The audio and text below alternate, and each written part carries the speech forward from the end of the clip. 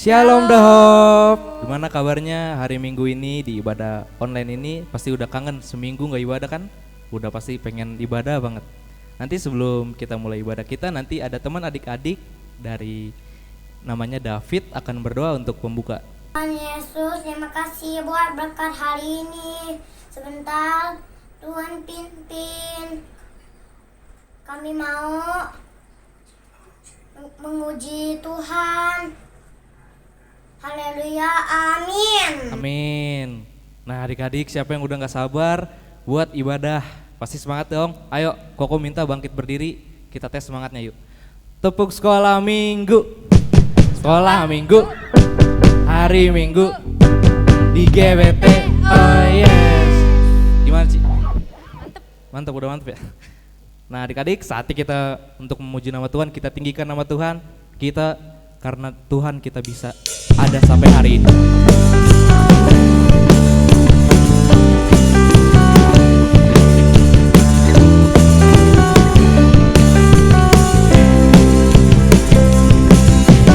Firman-Mu Tuhan, kita bagi kakiku. Janji-Mu terang bagi jalan-jalanku. Kebenaran-Mu menuntunku setiap hari. Ku menantikan-Mu, beri kekuatan baru. Ku tak terbang tinggi di awan, bersama-Mu dalam kemuliaan. Sebab firman-Mu teguh menopang, bukan aman dalam-Mu Tuhan.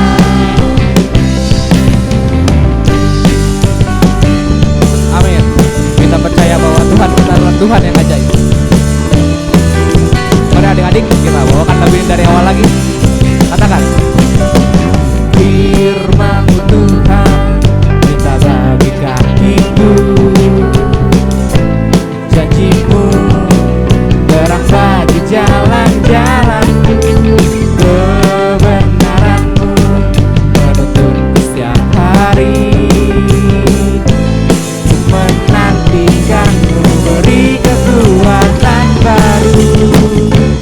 Ku tak terbang tinggi di awan, bersama-Mu dalam kemuliaan. Sebab firman-Mu teguh menopang, bukan aman dalam-Mu Tuhan. Bukan terbang tinggi di awan, bersama-Mu dalam kemuliaan. Sebab firman-Mu teguh menopang, bukan aman dalam-Mu Tuhan. Bukan terbang tinggi di awan, bersama-Mu dalam kemuliaan. Sebab firman-Mu teguh menopang, bukan aman dalam-Mu Tuhan. Bukan aman dalam-Mu Tuhan. Bukan aman dalam-Mu Tuhan. Yeay. Nah adik-adik udah semangat kan? Masih semangat kan? Tiba saatnya kita untuk meninggikan nama Tuhan, memuji nama Tuhan. Walaupun ini masih lagu baru pertama kali dibawa di The Hope, tapi tidak untuk memicu semangat kita untuk memuji nama Tuhan lebih lagi. Bapakku yang baik, Allah kita Allah yang baik. Saatnya kita mengucap syukur, ucapkan terima kasih kepada Tuhan.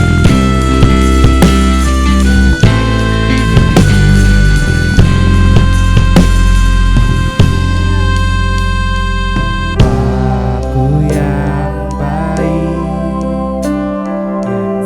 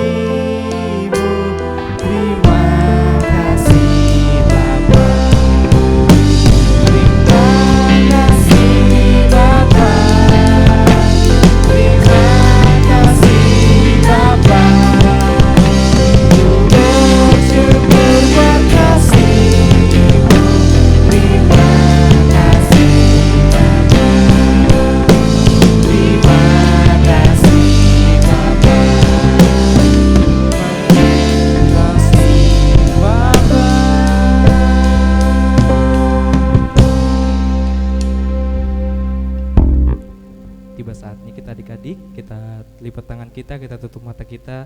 Sebentar teman adik-adik, Visya akan berdoa untuk memulai firman Tuhan kita pada pagi hari ini. Tuhan Yesus, kami mengucap syukur hari ini. Kami mendengarkan firman Tuhan. Tuhan berkati hamba-Mu Tuhan yang akan menyampaikan firman Tuhan. Dalam Yesus kami berdoa, amin. Amin. Gimana adik-adik? Udah siap belum untuk mendengarkan firman Tuhan? Siapkan Alkitabnya, siapkan hatinya, karena bentar lagi adik-adik akan dengarkan Koko Cici menyampaikan firman Tuhan. Koko Gohan sama Cici Mita pamit dulu. Dadah. See you. Ada adik-adik, ya aku jadi malu. Ya, Cici masih pakai baju tidur, masih belum rapi. Padahal kalau kita mau siap-siap ibadah, kita harus sudah mandi, sudah rapi. Pas ibadah harus bisa jadi fokus, nggak sambil makan, tapi benar-benar bisa fokus memuji, menyembah Tuhan, mendengarkan firman Tuhan, walaupun tetap di rumah. Jangan kayak Cici, adik-adik masih pakai baju tidur mau ibadah. Nah, adik-adik, sebelum Cici mau ganti baju untuk siap-siap beribadah, Cici mau ngasih pengumuman buat adik-adik.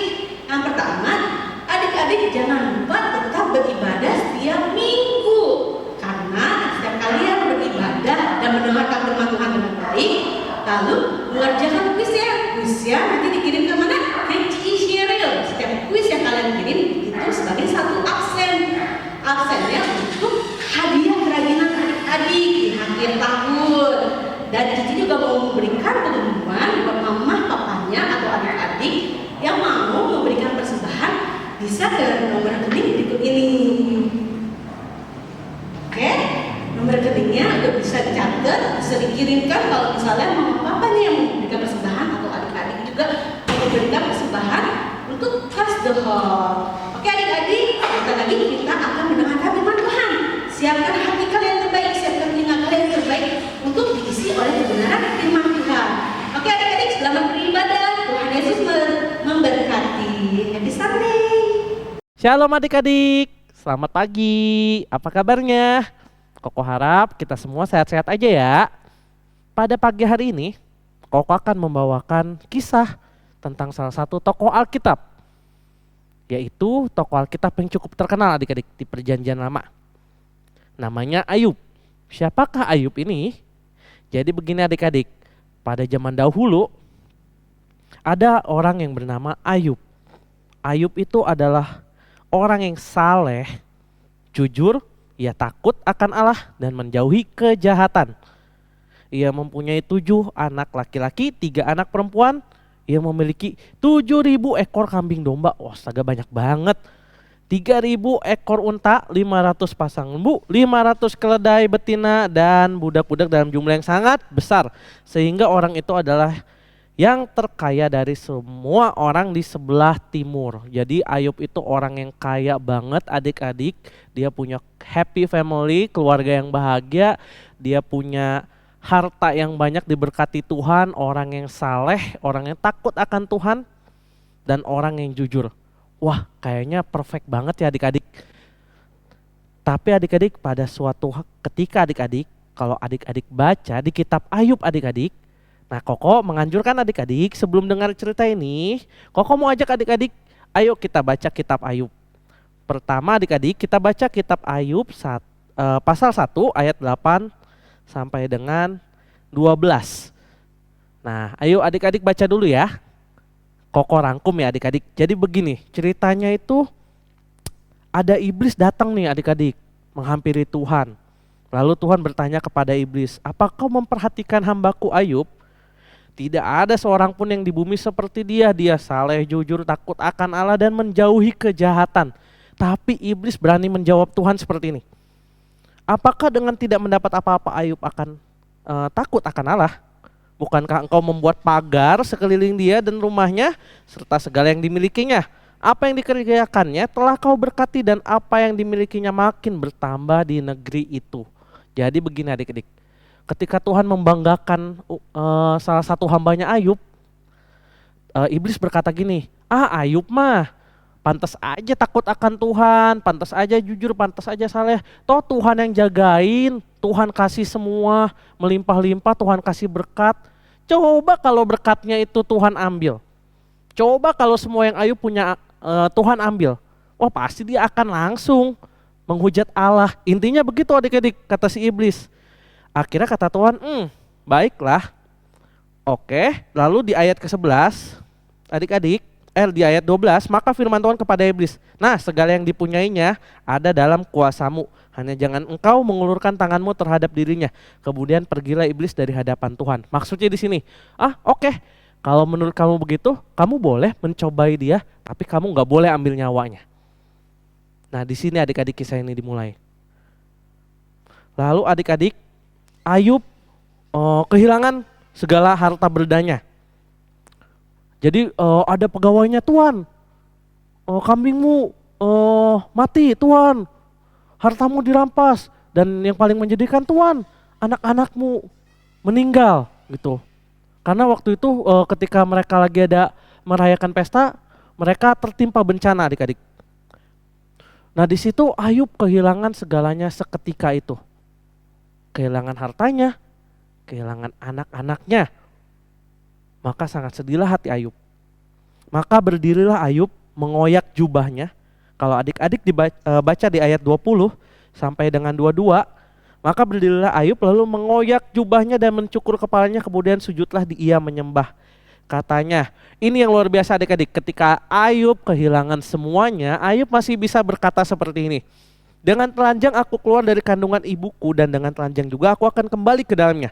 Tuhan yang memberi, Tuhan yang mengambil, terpujilah nama Tuhan. Dalam kesemuanya itu Ayub tidak berbuat dosa dan tidak menuduh Allah berbuat yang kurang patut. Jadi Ayub lolos tes di sini. Ayub tidak menuduh Tuhan melakukan hal yang tidak patut. Dia tetap memuji nama Tuhan dan dia tetap taat kepada Tuhan. Nah adik-adik, lalu datanglah ujian selanjutnya. Nah akhirnya iblis datang lagi ke Tuhan. Terus Tuhan bilang, tuh hamba aku Ayub, dia jujur, saleh, takut akan Tuhan. Lalu si iblis ini protes. Kulit ganti kulit, orang akan memberikan segala yang dipunyainya ganti nyawanya. Kata si iblis di pasal 2 ayat 5, tapi ulurkanlah tanganmu dan jamahlah tulang dan dagingnya. Ia pasti akan mengutuki engkau di hadapanmu. Lalu gini adik-adik maksudnya, kata iblis, coba kamu kasih penyakit, coba kamu ganggu itu kesehatannya. Pasti dia bakal langsung mengutuki Tuhan. Tapi Tuhan menjawab, nah ia dalam kuasamu dan hanya sayangkan nyawanya. Maksud Tuhan, oke, Ayub boleh dicobai tapi tidak boleh diambil nyawanya. Kemudian iblis pergi dari hadapan Tuhan dan ditimpanya Ayub dengan barah yang busuk dari telapak kakinya sampai ke batu kepalanya. Nah adik-adik, Ayub itu sakit gatal-gatal, borok-borok itu ya. Kalau barah itu ya di kulitnya itu sampai di ayat selanjutnya dibilang Ayub itu garuk-garuk pakai beling loh adik-adik, astaga saking gatalnya. Tapi adik-adik Ayub masih setia kepada Tuhan. Bahkan setelah, kalau adik-adik baca selanjutnya, istrinya itu bilang, kutukilah Tuhanmu gitu. Di ayat 2, di pasal 2 ayat 9 nih adik-adik baca deh.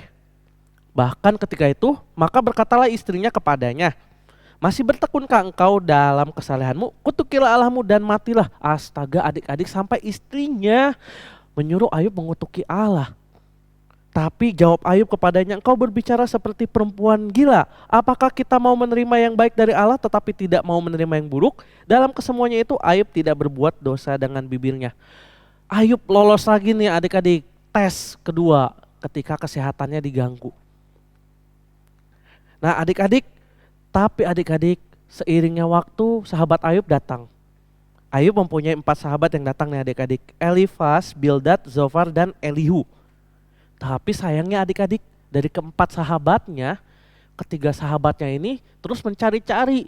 Wah Ayub ini ketimpa bencana, ketimpa penyakit, pasti punya dosa. Pasti punya salah sama Allah. Daripada mendukung, mereka lebih asik mencari-cari kesalahan Ayub. Tapi tidak dengan sahabatnya Elihu. Nah, Elihu ini mendukung Ayub dengan benar adik-adik, karena Elihu sebagai sahabat yang baik, dia menunjukkan bahwa Tuhan itu besar dan Tuhan itu maha kuasa. Karena adik-adik, pada waktu itu Ayub keadaannya sudah mulai lelah adik-adik. Ayub sudah mulai mengeluh kepada Tuhan tentang perkaranya. Tapi di sini ia disadarkan juga adik-adik oleh temannya yang bernama Elihu bahwa Tuhan itu maha besar. Jangan berani-beraninya melawan Tuhan. Lalu ketika Ayub lagi lelah-lelahnya adik-adik di puncak penderitaannya, yang gak disangka-sangka adik-adik, lalu Tuhan datang menghampiri Ayub. Adik-adik, cuman menghampiri dalam bentuk angin, dalam bentuk angin topan, badai adik-adik saat itu. Di sana Tuhan, oh ya adik-adik, jadi gini, Ayub ketika lagi di puncak penderitaannya nih adik-adik, Tuhan langsung bertemu sama Ayub melalui sebuah badai. Di sana Tuhan menunjukkan kebesarannya melalui segala ciptaannya, lalu akhirnya Ayub pun menyesal atas keluh kesalnya. Jadi gini adik-adik, Tuhan bertemu dengan Ayub, terus menunjukkan segala kebesarannya, segala keagungannya, lalu menyesalah Ayub terhadap keluh kesahnya. Kenapa seperti itu adik-adik, nanti Koko jelasin. Nah adik-adik, lalu setelah Ayub menyesal, Ayub berkata seperti ini di pasal 42 ayat 1. Maka jawab Ayub kepada Tuhan, aku tahu bahwa engkau sanggup melakukan segala sesuatu dan tidak ada rencanamu yang gagal. Ayat ketiga, firmanmu siapakah dia yang menyelubungi keputusan tanpa pengetahuan? Itulah sebabnya tanpa pengertian aku telah bercerita tentang hal-hal yang sangat ajaib bagiku yang tidak ku ketahui. Ayat keempat, firmanmu dengarlah, maka akulah yang akan berfirman, aku akan menanyai engkau supaya engkau memberitahu aku. Hanya dari kata orang saja aku mendengar tentang engkau, tetapi sekarang mataku sendiri memandang engkau. Oleh sebab itu aku mencabut perkataanku dan dengan menyesal aku duduk dalam debu dan abu. Jadi di sini adik-adik, setelah bertemu dengan Tuhan dan Tuhan memperlihatkan segala kebesarannya kepada Ayub, Ayub menyesal telah berkeluh kesah dan Ayub mencabut perkataannya. Nah adik-adik, tapi dari semua kisah Ayub adik-adik, Koko punya satu ayat yang sangat luar biasa adik-adik. Ketika Ayub di dalam pencobaan, Ayub tuh sebenarnya mengerti kehendak Tuhan adik-adik. Nah nanti Koko jelasin ya. Apa yang kita bisa pelajari dari kisah Ayub ini adik-adik? Jadi setelah dia bertobat, dia mencabut semua perkataannya, Tuhan memulihkan hidupnya, memulihkan keadaan Ayub dan memberkatinya melimpah. Ayub memiliki anak yang paling ganteng dan paling cantik waktu itu adik-adik dan pada masanya, serta kekayaan yang dimiliki Ayub sekarang berlipat ganda dari awal yang dia miliki. Jadi Tuhan memulihkan kehidupnya karena Ayub taat sampai akhir dan berserah kepada Tuhan. Apa yang bisa kita pelajari dari kehidupan Ayub adik-adik? Pertama, Ayub selalu taat dan mengasihi Tuhan. Nah gini adik-adik, bisakah kita tetap taat dan mengasihi Tuhan ketika kita kehilangan sesuatu? Bisakah kita tetap taat di saat kita mengalami kesulitan? Misalnya nih adik-adik, ketika adik-adik punya uang, adik-adik wah bersyukur kepada Tuhan. Terus apa yang terjadi kalau ketika adik-adik kehilangan uang tersebut? Atau ketika adik-adik punya handphone yang bagus, adik-adik asik main. Terus tiba-tiba handphone tersebut hilang. Atau di saat adik-adik lagi mempunyai tubuh yang sehat, adik-adik lagi senang berolahraga, terus tiba-tiba adik-adik kena suatu penyakit. Apa respon kita? Kita bisa belajar dari Ayub adik-adik. Respon kita adalah kita berserah kepada Tuhan dan tetap taat dan bersyukur kepada Tuhan. Nah kenapa begitu? Karena percayalah, di dalam setiap keadaan adik-adik, di dalam keadaan tersulit sekalipun Tuhan itu ada untuk adik-adik. Bahkan Dia yang mendatangkan pertolongan untuk kita. Ingat, Tuhan memberikan karya terbesar loh adik-adik. Masih ingat gak nih kemarin kita ngerayain apa? Kita ngerayain Paskah, yaitu hari dimana Tuhan mati untuk dosa setiap kita. Mengingat itu saja Koko sendiri udah sangat bersyukur adik-adik, kita yang harusnya berdosa masuk ke neraka tapi diselamatkan oleh Tuhan. Apalagi ketika kita masih bisa merasakan kebaikan Tuhan. Adik-adik, meskipun ketika tidak ada uang, ketika kita mungkin tidak ada handphone yang menghibur kita, ketika kita sedang sakit atau ketika kita sedang sedih, ketika kita sedang kesepian, di keadaan apapun Tuhan itu setia. Dan Koko yakin Tuhan ada di samping adik-adik. Lalu yang kedua, Ayub terus mencoba mengerti kehendak Tuhan. Kalau adik-adik baca seluruh kitab Ayub ini, ketika Ayub di dalam pencobaan, dia selalu menerka apa yang kiranya Tuhan mau dia lakukan, apa kiranya yang salah yang dia lakukan. Nah adik-adik, bahkan Ayub mengerti bahwa kehendak Tuhan itu, rencana Tuhan itu tidak ada yang gagal adik-adik. Nah kita sekarang baca nih adik-adik, di Ayub 23 ayat ke-10. Ini nih yang luar biasa adik-adik. Di dalam kesusahannya Ayub berkata seperti ini. Karena ia tahu jalan hidupku. Seandainya ia menguji aku akan timbul seperti emas. Kakiku tetap mengikuti jejaknya. Aku menuruti jalannya dan tidak menyimpang. Perintah dari bibirnya tidak kulanggar. Dalam sanubariku kusimpan ucapan mulutnya. Di dalam pencobaannya Ayub berkata, karena Tuhan mengetahui jalan hidupnya. Dan dia yakin ketika Tuhan mengujinya, Ayub akan berhasil dan akan timbul seperti emas. Dia tetap mengikuti jejaknya Tuhan, menaruh firman-Nya di dalam hatinya. Luar biasa banget adik-adik. Itu yang bisa kita ambil teladan dari Ayub, yaitu dia terus mencoba mengerti kehendak Tuhan. Dan dia bisa mengerti kehendak Tuhan adik-adik di saat yang tersulit sekalipun. Bahwa Tuhan kehendaknya tidak pernah mendatangkan kecelakaan. Bahwa Tuhan selalu pasti punya kebaikan di dalam segala rencananya adik-adik. Dan lalu yang terakhir adik-adik, yang kita bisa teladani dari Ayub adalah Ayub mau kembali kepada Allah dan percaya Allah itu lebih besar dari segala masalahnya. Nah di akhir cerita adik-adik membaca Tuhan sendiri turun menemui Ayub melalui badai dan angin dan menunjukkan kebesarannya. Kenapa ya Tuhan harus repot-repot menunjukkan kebesarannya melalui segala ciptaannya? Karena Tuhan ingin menunjukkan satu hal adik-adik, bahwa Tuhan yang kita sembah, Tuhan Yesus itu lebih besar, jauh lebih besar dari segala permasalahan yang kita hadapi.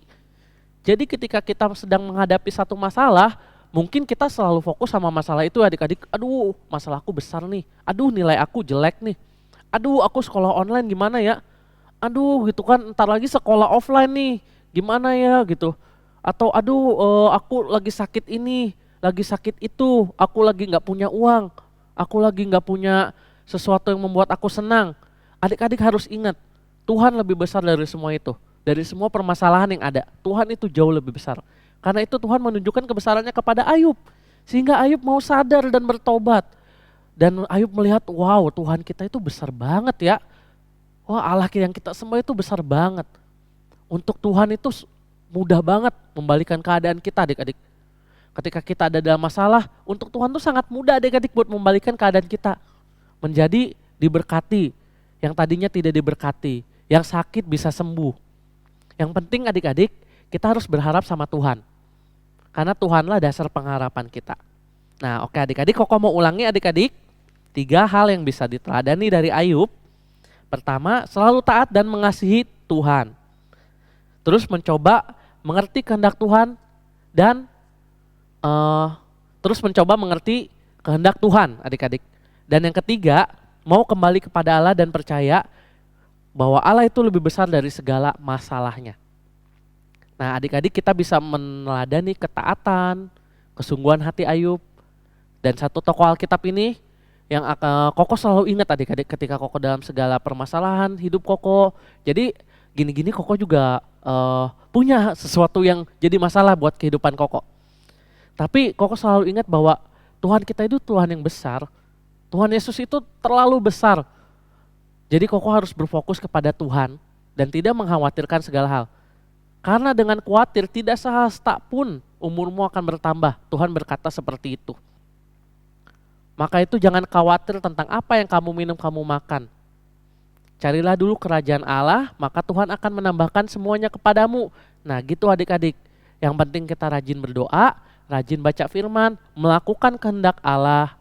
Ayo yang masih bolong-bolong nonton The Hope-nya, ibadah online-nya, dimakin rajinin lagi ya. Nah adik-adik sekian cerita dari Koko tentang teladan dari tokoh Alkitab yang bernama Ayub.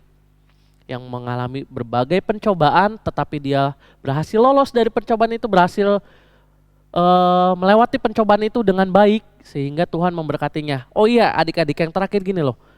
Mungkin di saat kita ada masalah, kita berpikir kenapa Tuhan harus ada masalah? Kenapa Tuhan harus ada permasalahan ini dalam kehidupan kita?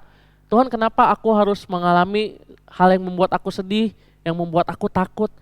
Karena Tuhan ingin membuat kita naik level adik-adik, membuat kita semakin hebat, membuat kita semakin tangguh dan memuliakan nama Tuhan. Dan jangan lupa adik-adik, Tuhan juga menyediakan sesuatu yang besar di setiap permasalahan kita. Yaitu apa? Terkadang Tuhan menyiapkan hadiah yang besar. Bisa jadi sebuah berkat, bisa jadi sebuah hikmat yang Tuhan berikan, atau bisa jadi menjadi sebuah rema di dalam hati kita yang membuat kita semakin kuat. Tuhan kita Tuhan yang baik adik-adik. Oke? Diingat terus ya, Tuhan kita itu adalah Tuhan yang baik. Tuhan kita adalah Tuhan yang besar. Oke adik-adik, cerita Koko sampai di situ dulu. Stay safe ya adik-adik, jangan lupa jaga kebersihan, tetap protokol kesehatan dijaga, pakai masker kalau keluar rumah, jangan main jauh-jauh. Oke, persiapkan diri kalian nih, bentar lagi bakal sekolah offline juga kan katanya. Jadi persiapkanlah diri kalian baik-baik. Koko percaya kalian mempunyai ribuan kemungkinan. Ada yang akan jadi presiden, dokter, pilot, dan lain sebagainya. Siapa yang tahu? Who's know? Karena itu semua rencana Tuhan. Dan Tuhan pasti merancangkan yang terbaik buat adik-adik. Terima kasih adik-adik. Sampai jumpa.